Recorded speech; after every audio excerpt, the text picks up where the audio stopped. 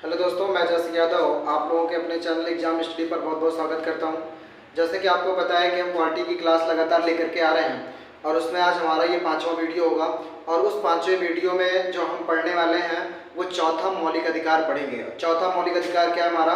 वो धार्मिक स्वतंत्रता से क्या यहाँ पर क्या देता है हमको? धार्मिक स्वतंत्रता का अधिकार है, जो हमें धर्म को मानने के लिए और पूजा पाठ करने के लिए, अपने धर्म का प्रचार प्रसार करने के लिए इत्यादि, यानी धर्म से संबंधित बातें जो लिखी गई हैं, वो धर्म से संबंधित जो बातें लिखी गई हैं वो किस में लिखी गई हैं? तो भाग 4 में है। किसमें है? भाग 4 में, सॉरी ठीक है, भाग 3 में है। मतलब चौथा हमारा धार्मिक स्वतंत्रता है। कौन सा है? चौथा धार्मिक स्वतंत्रता है। तो यहाँ पर देखते हैं कि धार्मिक स्वतंत्रता का अधिकार आर्टिकल नंबर 25 से लेकर के 28 तक दिया गया है। और इसमें 25 में क्या बोला गया है? तो 25 में कहा गया अंतःकरण आदि को मानने की स्वतंत्रता है। और अंतःकरण का मतलब यहाँ पर अंतःकरण में क्या क्या चीजें बतलाई गई हैं? इसमें बतलाई गई है अमूमन नॉर्मली 3 चीजें। 3 चीजों में क्या है? पहला है किसी भी धर्म को मानने की स्वतंत्रता। आप कोई भी धर्म को मान सकते हो और आपकी इच्छा नहीं है तो आप कोई भी धर्म ना माने, कोई दिक्कत नहीं है। ठीक है, मतलब किसी भी धर्म को ना मानने की आज़ादी भी हमको कौन सा आर्टिकल देता है? तो 25 देता है। या किसी धर्म को माने इसकी आज़ादी दे देता है, वो भी आर्टिकल नंबर 25 ही देता है। कह रहा है कि धार्मिक आचरण, और धार्मिक आचरण का मतलब यहाँ पर है कि पूजा पाठ करना। ठीक है, क्या करना? आचरण का मतलब यहाँ पर है पूजा पाठ करने की जो आज़ादी मिलती है। ठीक है, जैसे कि भाई मुस्लिमों को मस्जिद जाने के लिए, ठीक ना। तो ऐसे प्रत्येक धर्म को अपने रीति रिवाज यानी धर्म के अनुसार जो पूजा पाठ करना है उसकी जो आज़ादी मिलती है वो भी आपके 25 में ही लिखा गया है। अगला यहाँ पर क्या है? धर्म का प्रचार प्रसार। तो मतलब आप अपने धर्म के प्रचार प्रसार के लिए स्वतंत्र हैं, आप अपने धर्म का प्रचार प्रसार भी कर सकते हैं, ऐसा हमारा अनुच्छेद 25 कहता है। ठीक ना। लेकिन यहाँ पर धर्म का प्रचार प्रसार तो कर सकते हो, लेकिन दबाव बनाकर धर्म का परिवर्तन नहीं करा सकते। ठीक है, धर्म का प्रचार प्रसार, धर्म को बदलने की यहाँ पर आज़ादी नहीं देता है। अब यहाँ पर एक बड़ा इंपॉर्टेंट है कि 25(1) में क्या लिखा गया है? 25(1) क्या कहता है? 25(1) कहता है कि धार्मिक अधिकारों पर रोक लगाया जा सकता है।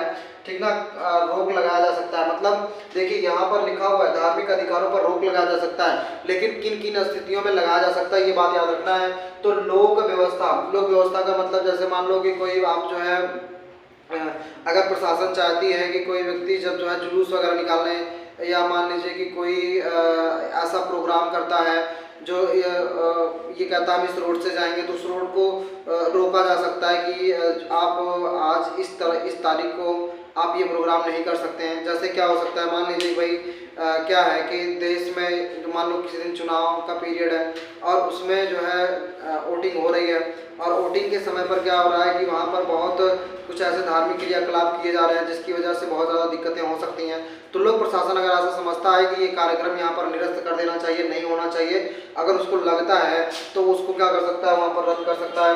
ठीक है, सदाचार के लिए भी ऐसा होता है, और स्वास्थ्य के लिए जैसे बहुत सारी चीज़ें हैं कि जो हमारे धर्म में या किसी अन्य धर्म में होता है कि वो स्वास्थ्य के लिए क्या होता है? बहुत ही हानिकारक होता है। तो उसे भी अगर सरकार या राज्य चाहे तो उस पर अधिकारों पर भी रोक लगा सकती है। ठीक ना। 25(2) में क्या कहा गया है? राज्य के धार्मिक क्रियाकलापों संबंधी विधि बनाने का अधिकार। जैसे आपने देखा होगा कि अभी राज्य ने क्या किया था? जो 3 तलाक था, क्या था यहाँ पर? 3 तलाक का जो मुद्दा था, ठीक है, वो लोग कहते रहे कि धार्मिक मामला, लेकिन राज्य ने क्या कर दिया? उस पर उस क्रियाकलापों पर एक विधि बना दी, और उस विधि में क्या क्या नियम लाए तो आपने उसको देखा ही है। ठीक है, तो यानी कि वो चीज़ जो बनाई गई है 3 तलाक के मुद्दे पर, वो सरकार को जो अनुमति देता है वो 25(2) देता है। कौन सा देता है? 25(2) देता है। इसी प्रकार से हमारा यहाँ पर आपको पढ़ लेना है 25 आप याद रखिए, नॉर्मली आप याद रखिए 25 की अंतःकरण आदि को मानने की स्वतंत्रता है। ठीक ना, बाकी आप इसे भी याद कर सकते हैं, बहुत अच्छा है। ठीक ना, लेकिन हमारे लिए जो सबसे ज़्यादा इंपॉर्टेंट है 25 ये IMP है भैया, बहुत ही इंपॉर्टेंट है। तो चलते हैं आगे, और हमारा अगला आर्टिकल नंबर 26 में क्या लिखा हुआ है? ठीक है, वो देखते हैं। ठीक है स्टूडेंट, देखते हैं अपना अगला आर्टिकल नंबर 26, अनुच्छेद नंबर 26 में क्या लिखा हुआ है? लिखा हुआ है धार्मिक कार्यों का प्रबंधन। ठीक ना, धार्मिक कार्यों का जो प्रबंधन है वो किस प्रकार से हम कर सकते हैं? तो धार्मिक प्रबंधन के तहत क्या क्या आता है? यहाँ पर लिखा हुआ है धर्मार्थ। ठीक ना, संस्थाओं की स्थापना। अब यहाँ पर धर्म के उत्थान के लिए आप ना किसी संस्था की स्थापना कर सकते हो, ठीक है, जो वो धर्म विशेष के लिए काम, अपने धर्म के उत्थान के लिए काम करे, ठीक है। और वह संस्था चल अचल संपत्ति का अर्जन भी उसके नाम से किया जा सकता है। तो जैसे कि आपने देखा होगा कि भाई अयोध्या में क्या हुआ था, एक ट्रस्ट बनाया गया था।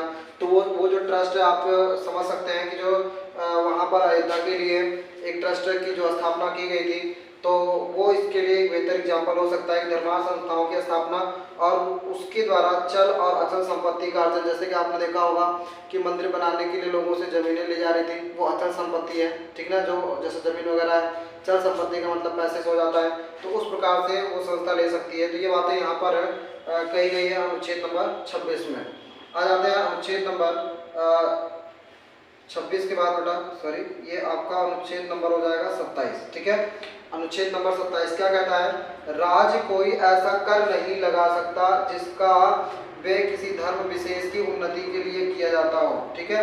मतलब इस तरह से पैसा नहीं लिया जा सकता कि भाई जैसे सरकारें कहती है भाई हमको राम मंदिर बनवाना है, आप राम मंदिर बनवाने के लिए हमें इस प्रकार से टैक्स दीजिए, ठीक है, या राम मंदिर बनाना है तो उसके लिए टैक्स बढ़ा दे कि हमने इसमें टैक्स बढ़ा दिया और कह रहे कि दीजिए और उसका पैसा ले जाकर किसी राम मंदिर में लगाया जाए। या मान लीजिए कि और कोई भी धर्म इस तरह से नहीं कर सकता है। तो आप मेरी बात को इस तरह से समझ गए होंगे, ठीक ना। तो यहाँ पर कह रही है सरकार टैक्स नहीं लेगी लेकिन शुल्क यानी फीस ले सकती है। जैसे कि आपने पता होगा कि भाई क्या होता है, महाकुंभ चलता है मेला, और महाकुंभ में क्या होता है कि भाई महाकुंभ में जो मंदिरों पे जो चढ़ावा वगैरह आता है उस पर टैक्स नहीं लगा सकते कि आप इतना चढ़ावा आया है, इतना मेरे पास आप जमा करिए, इतना उस संस्था का जो मालिक होगा उसके पास रहेगा, तो वो तो नहीं कर सकती है। लेकिन मान लीजिए कि वहाँ पर जो व्यवस्थाएं दी जा रही हैं उस व्यवस्थाओं के रूप में, जैसे कि भाई साइकिल टैक्स है, साइकिल स्टैंड है या बाइक स्टैंड है, तो वहाँ पे जो पैसा लगेगा तो उसे तो आपको देना ही पड़ेगा। या मान लो कि आपको ऐसा करना है, मान लो आप पूजा करने जा रहे हो और पूजा सामग्री लेने के लिए जा रहे हैं, तो पूजा सामग्री के लिए आपको पैसा पे करना होगा, वो आपको सरकार देने वाली नहीं है, ठीक ना। वहाँ किसी से फ्री में मिलने वाला नहीं है, उसके लिए आपको शुल्क देना होगा।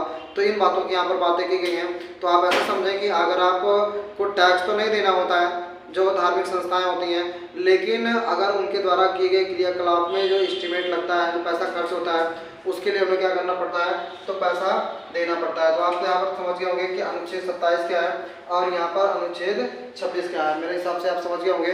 अब देखते हैं अनुच्छेद नंबर अगला हमारा कौन सा है। अनुच्छेद नंबर समझते हैं, अनुच्छेद नंबर 28 को। तो ठीक है, अगला कंटिन्यू करते हैं।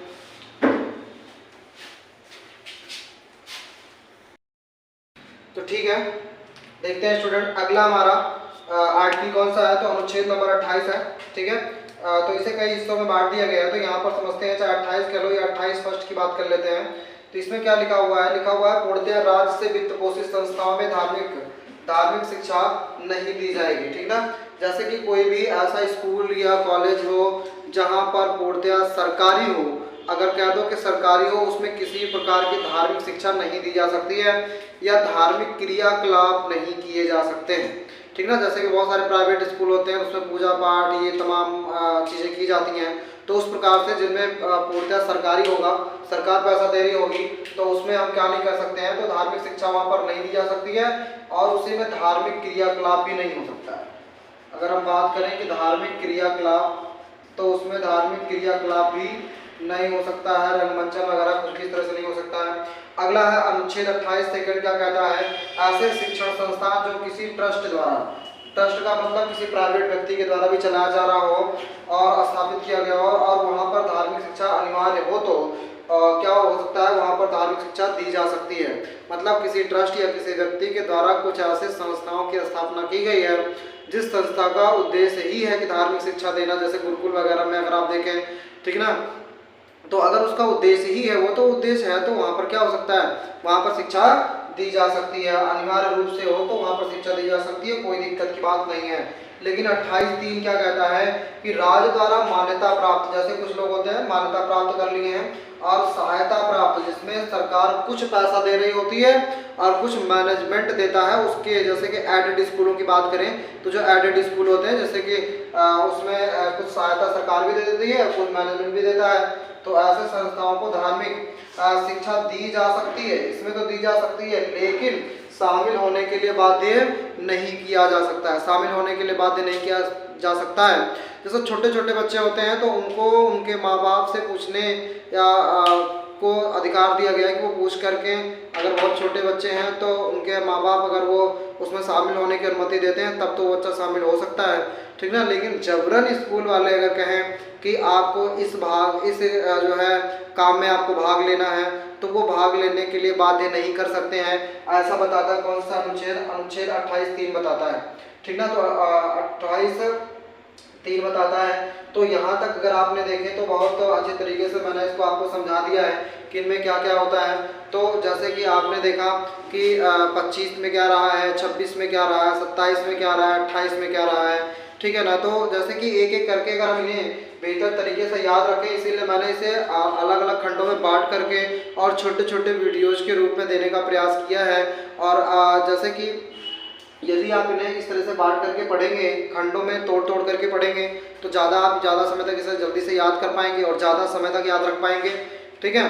तो आप जो है इन वीडियोज़ को देखें और देखने के बाद जो भी इसमें अगर कुछ त्रुटियाँ हुई हों तो उसके लिए आप कमेंट भी करें, ठीक ना। तो आप लोग इसे लगातार देखते रहें। बहुत बहुत धन्यवाद।